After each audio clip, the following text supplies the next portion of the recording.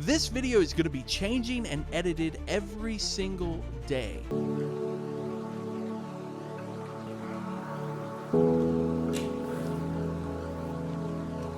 This video is going to be a little bit different, and it's going to be kind of an experiment for me on both being more vulnerable on camera, but also how the algorithm works with YouTube. And so I'm going to kind of explain it to you. But basically, I'm going to shoot this entire video.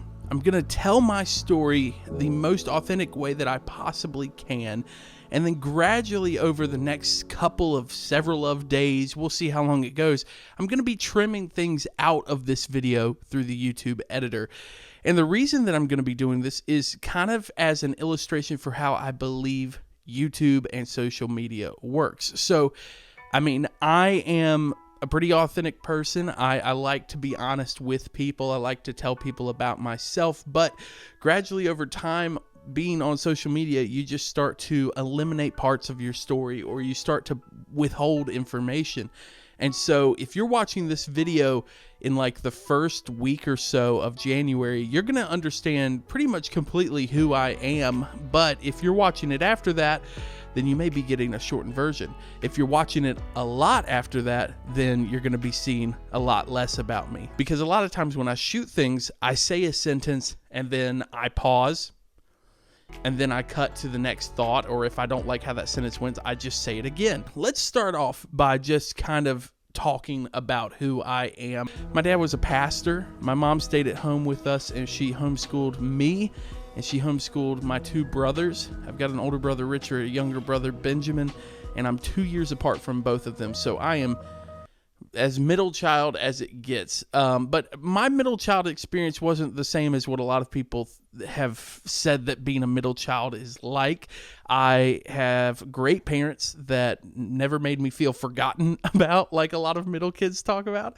So I'm very thankful for that. But yeah, my dad, he pastored for a really long time. And during that time was when my brothers and I kind of got involved doing music stuff and learning things that we thought were interesting, or hobbies that we thought were interesting.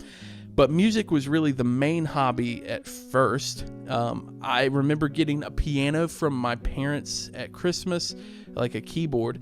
And my brothers, they got drums. Benjamin got drums. Richard got a guitar. And so we all started learning things.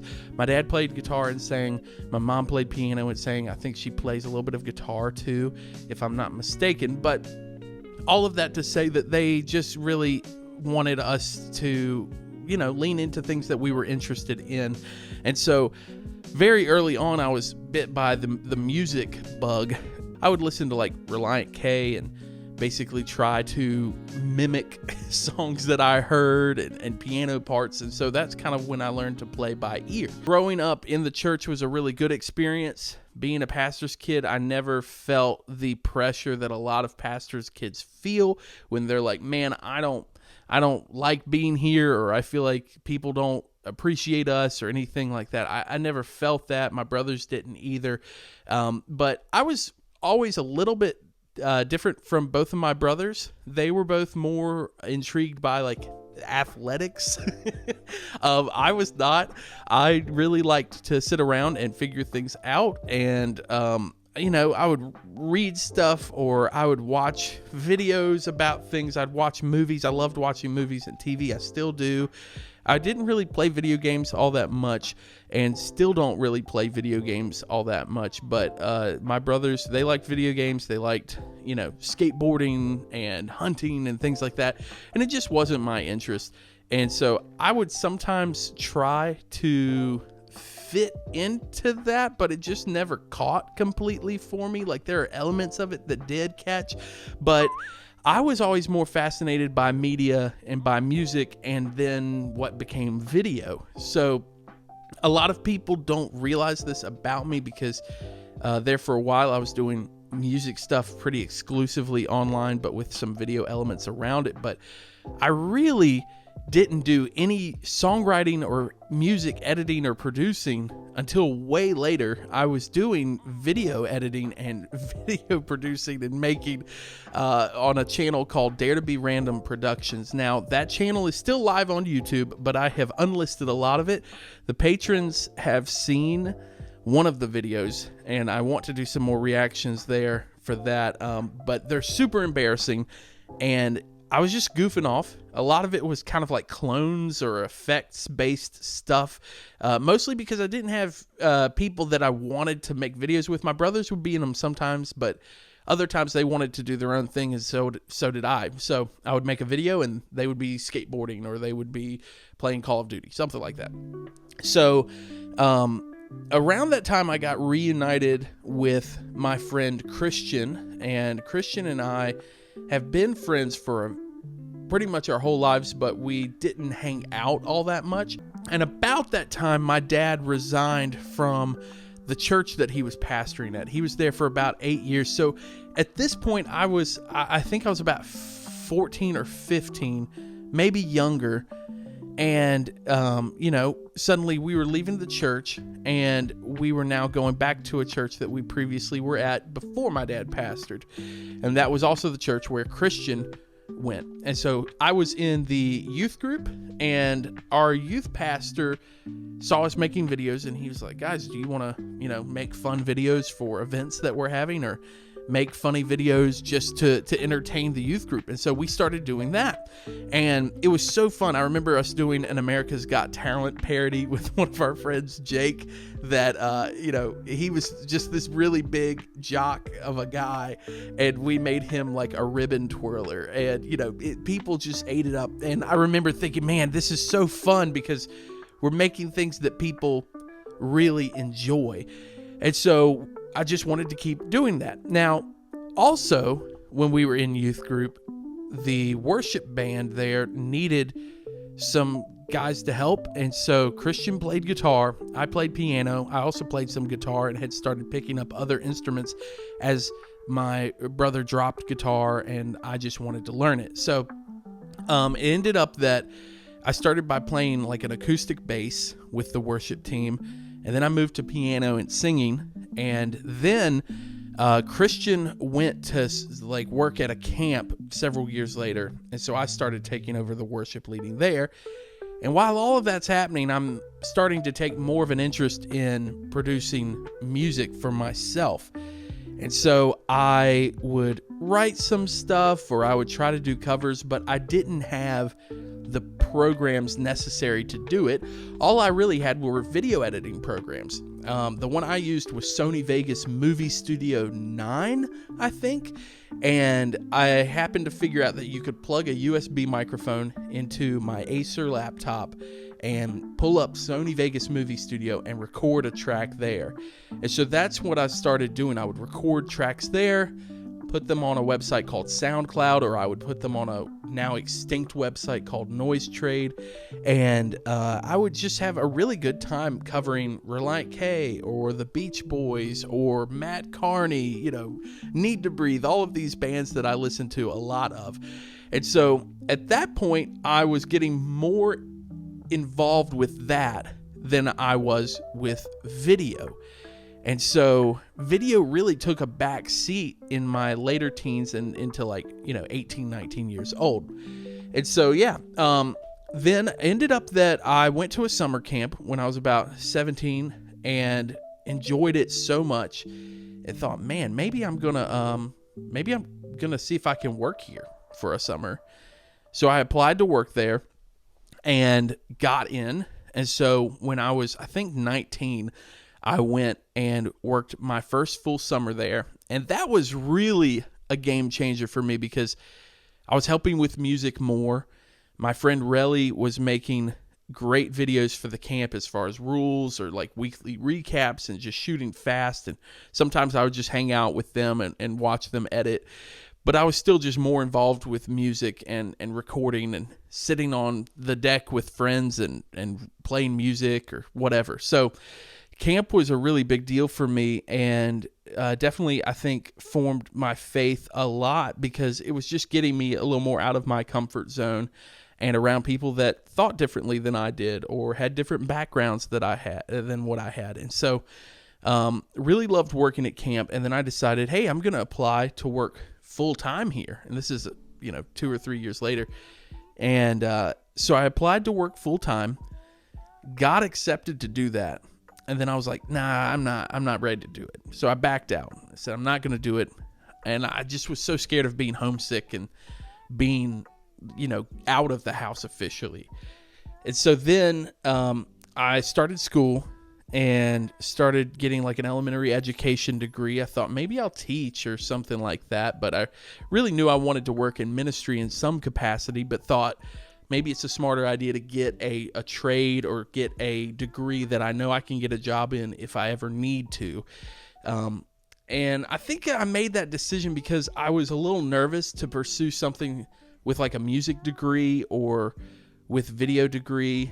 And I sometimes think about that. I sometimes think maybe I should have, but I'm grateful for what I learned. So all of that to say, eventually I applied to work at this camp full-time again. This is about 2016, and I got to go, and I moved down there. Now, I, at this point, had met my now wife, Kristen. We had worked several summers together. We had started dating, and so I moved down to the camp. It was closer-ish to where she was, and so we really enjoyed this time, but I just couldn't get past like the homesick feeling, and I couldn't get past also just being unsure of the ministry I was working at, and thoughts that were there and things like that. It was really cloudy, and I was just in a really bad headspace while I was there. And so at that point, I resigned really abruptly, and it was not a great ministry ending situation for me. And, a lot of stress, a lot of confusion. I'm suddenly moving back home. I'm moving further away from Kristen than I was, and I'm suddenly home. And that's when I find out that my dad is also resigning from the church that we had gone back to. So suddenly I find myself in this weird phase where I'm like, oh, okay, what do I do? Christian, who I hang out with a lot, is gone to college. Most of my friends that are at home are gone to college. I was gone, and now I'm back. I'm further away from my girlfriend, and I'm having to kind of reset. And so at that point, I started thinking I gotta figure out like a church to go to. So, started talking with some friends and met a friend named Caleb, who introduced me to one of the pastors at the church that I'm still at. Got really involved with like a group of guys there and just spending a lot of time and just kind of recovering from a bad ministry ending experience. And so started attending this church. They wanted me to come on and help with music, and I was like, no way, I'm not doing it. Kind of burnt out, like I don't want to do this. Then a couple months later, they were like, can you fill in like for somebody? And I was like, no, I don't think I will. A few months go by again, and they're like, can you fill in just 1 week for this person? I was like, fine, I'll do that. I feel good about it, and I kind of want to play music again. So I fill in, and then the next week they tell me, they're like, hey, we just found out the reason that guy was gone is because he's getting a job out of town and he is moving. So at that point, I started filling in forever and never stopped filling in. And I love the team. I'm still playing on the team there. And so all of that's happening. It's this great experience. And suddenly I'm like, man, I feel like I might need to go into the youth ministry. What a strange thought. And, through God just kind of working through this, suddenly there's an opening at my church. I go full-time ministry there. And so my first year is 2019. And if you know anything about 2019, it's that Everything went terribly because there was suddenly a pandemic. Everything was being forced to shut down. People were not hanging out with people as much. It was a lot going on. But the crazy thing that happened through that is that people suddenly wanted video. They needed video. They needed things to be edited. And I happened to know. I was the youngest on staff, I think. No, I wasn't, but I was second youngest on staff. And so they needed people to edit and know how to do video, and it happened to be me.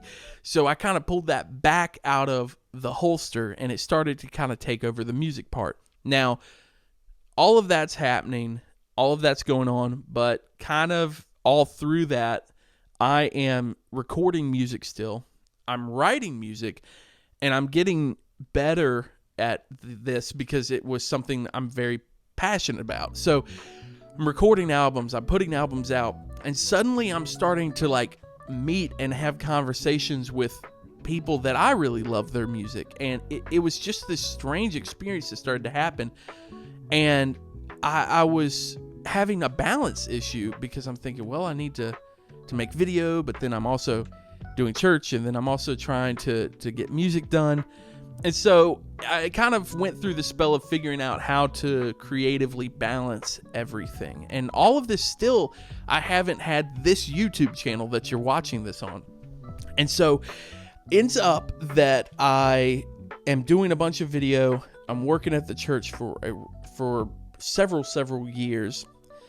And in the meantime, music is continuing to grow, and it's exciting, and I'm very thankful for that opportunity. But I started to become tired. Kristen and I are, at that point thinking as a married couple that we are wanting to start a family and all of this stuff. And I thought, man, maybe it's just time for me to go back to like a normal job and just attend the church. And so I resigned, and thankfully someone else stepped right in. And so it was very smooth. I didn't feel like I was like dropping the ball or anything like that. And so I'm suddenly back home, and I'm working a remote job with a Christian tech company, and meeting more people, talking to people. And I'm now without an outlet of video. I liked video editing again, and I had no channel. I didn't have anything to put all of that focus into. And so I had made some friends along the way through some meme pages that I had run. And one of those friends is Shama Marema, who is a Christian creator and a comedian. Great guy. I told him this really weird idea I had towards the end of, I guess it was 2023, where I was like, hey, I think I might listen to nothing but Caleb for an entire week and see what happens to me. And he said, dude, you gotta make that video. That's so weird. Like, if you don't make that video, it's a mistake. And so he sends me a video light, and kind of helps me produce it as far as, hey, maybe here's some shots, or like, here's an idea. And I would bounce ideas off of him, put things together, and get things working. And I put the video out. And at that point, I think I had 50 subscribers because I had done some music stuff that year as well. But I put the video out, and it got 20,000 views in a month. And I suddenly had 1,000 subscribers. Not only did I have 1,000 subscribers, but I had the watch time that was needed to monetize the YouTube channel. And I was both extremely excited and also extremely nervous about this, because I was like, I have no idea what I'm doing. Let me drink some coffee. Make sure I don't have anything on my face. Do I? We're good. Okay. So I really didn't have any idea of how to run a YouTube channel. So I start educating myself. I start reading books. I start watching other channels. I start realizing that from how much video and YouTube I had consumed, that I already knew kind of a lot of things about it, and had understood the algorithm from running meme pages or running targeted advertising for music and things like that. So ends up that I just say, okay, I'm gonna maybe make another video. So I make another video, and it does decently, and I make another video and it does decently, and then we're suddenly in 2024 and I drop a video called I Tricked Everybody with an AI Worship Song. And that video, I think, is sitting at almost 80,000 views, and that's when my subscriber count like went significantly higher than 1,000.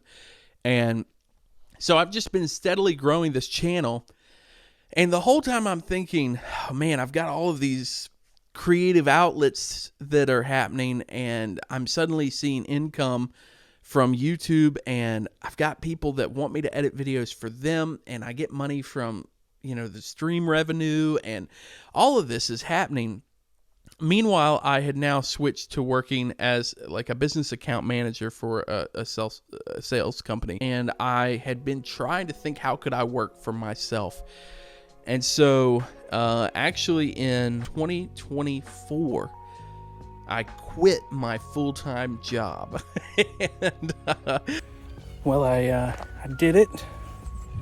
I quit my job. I feel good.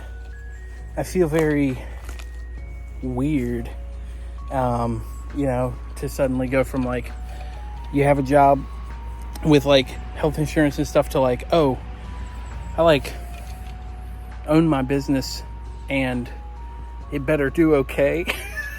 So, yeah, that's, I don't know. I'm still processing like how I feel, but, I have 6 days left because of like the sales period and all of that stuff. But, here we go.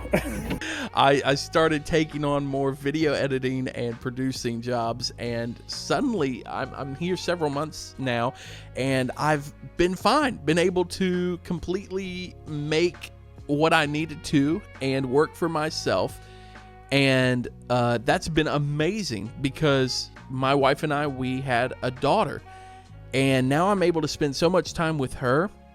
I'm able to make the videos I find interesting. I'm able to work with more people and more creatives and help them make things, continue to make music. And it blows my mind that it's something that I actually get to do, because it's something I've loved to do for so long.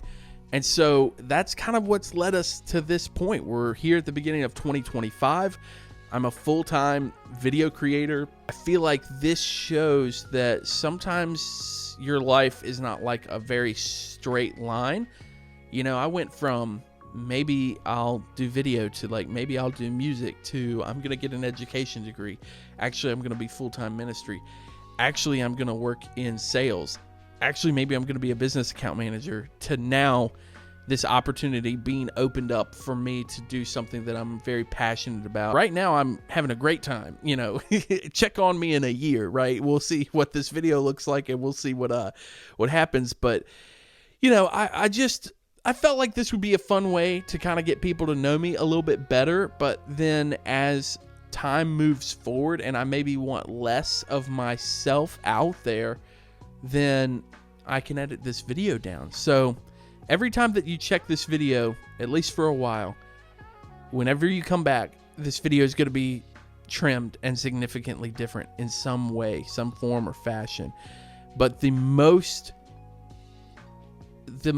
authentic that it will be the first day that it's out. And so the first day that it's out will be, what's today's date? Today's January 7th. The first day it'll be out will be January 8th or 10th. It's going to be one of those days. So we'll just go ahead and say it's going to be the 10th. And so if you're watching this on the 10th, you know a lot about me now. And I hope that that's okay. But you know, this is who I am, and I thought it'd be fun. So thanks for watching. Thanks for keeping up with the channel. And I will see you in the next video, which will be edited. So, yeah.